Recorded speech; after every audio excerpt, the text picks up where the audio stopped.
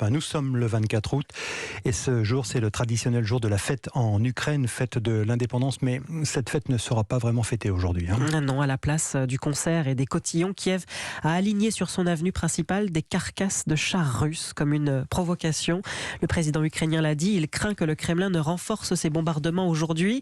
Ce 24 août marque aussi l'entrée dans le 7e mois de guerre, un conflit que Moscou voulait rapide, mais qui devient une guerre d'usure. L'Ukraine, en tout cas, peut toujours compter sur le soutien des Occidentaux. Emmanuel Macron a appelé hier à n'avoir aucune faiblesse face à la Russie. Et de son côté, pour marquer l'anniversaire de l'indépendance ukrainienne, Washington devrait annoncer aujourd'hui une nouvelle aide militaire à Kiev, 3 milliards de dollars. Bonjour Nicolas Pinault. Bonjour. Vous êtes le correspondant d'Europe 1 aux États-Unis. C'est une aide d'une ampleur inédite. De quoi s'agit-il exactement, Nicolas ? Eh bien, les Américains vont livrer des munitions, mais aussi des drones pour permettre aux Ukrainiens de tenir sur le front face aux Russes.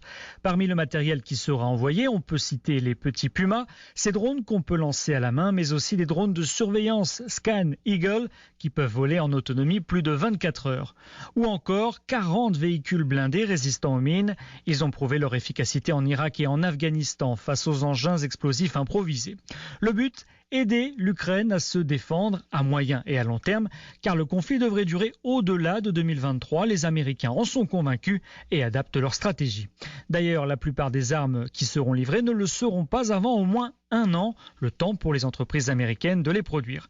Au total, depuis le début du conflit, il y a 6 mois, l'administration Biden a déjà fourni plus de 10,6 milliards de dollars d'aide militaire à l'Ukraine. Nicolas Pinault depuis les États-Unis.